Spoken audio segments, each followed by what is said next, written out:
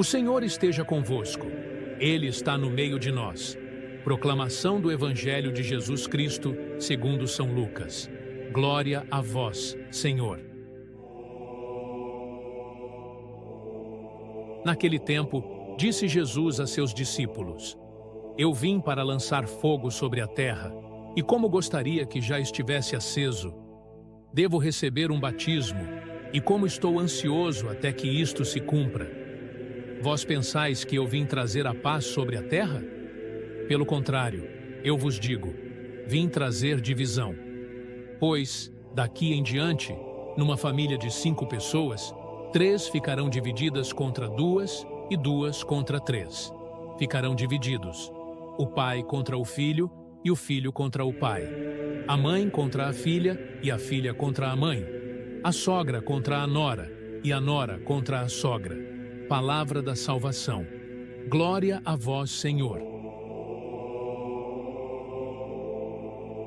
Aos despenseiros, isto é, aos sacerdotes, parece que foram destinadas as palavras precedentes, para que saibam que hão de sofrer uma punição pesada no futuro, caso descurem o governo da criadagem do Senhor.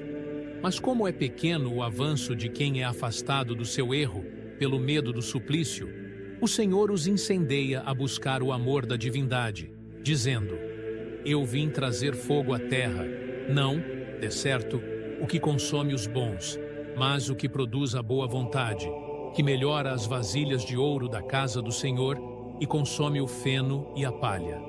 Tamanha é a consideração do Senhor por nós, que ele dá testemunho do seu desejo de infundir em nós a devoção, consumar em nós a perfeição e acelerar por nós a sua paixão.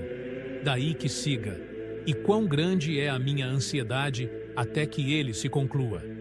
Alguns manuscritos dizem, e quão grande é minha angústia, et quomodo quangor, em vez de coarctor, isto é, quão grande é minha tristeza.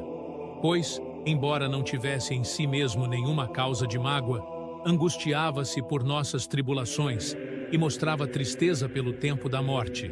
Tristeza que não lhe vinha do medo da própria morte, mas da demora até a nossa redenção.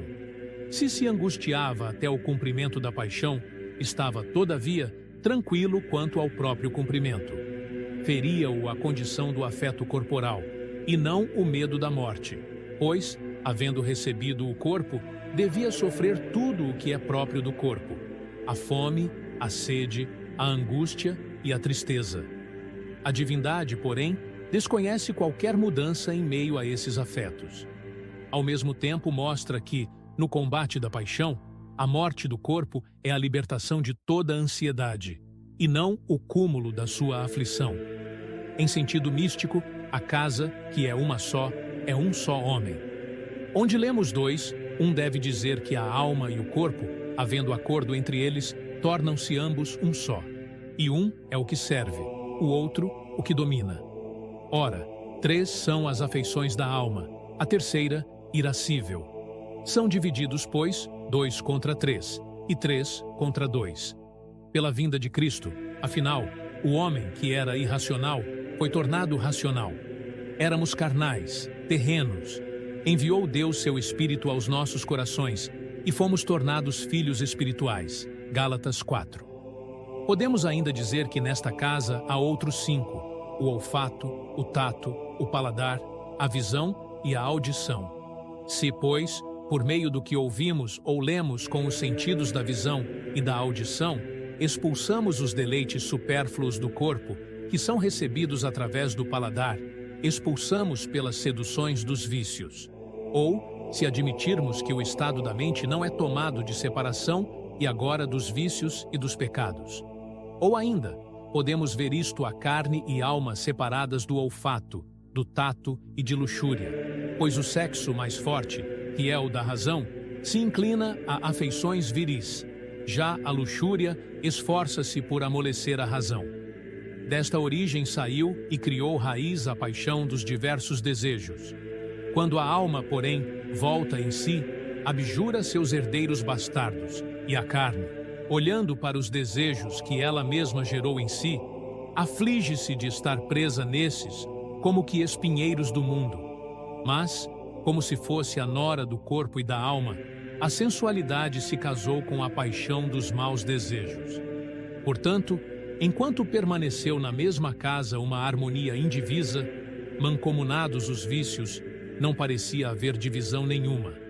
Mas quando Cristo mandou às terras o fogo para queimar os delitos do coração, ou a espada para penetrar o que estava oculto, então a carne e a alma, renovadas pelos mistérios da regeneração, desfazem a união com seu rebento, de modo que os pais são divididos e atraem os filhos na medida em que a paixão intemperante abdica da intemperança e a alma recusa a comunhão com a culpa. Também os filhos são divididos contra os pais quando os homens, renovados, recusam os antigos vícios e a sensualidade, chegada à adolescência, foge à disciplina de sua casa demasiada severa.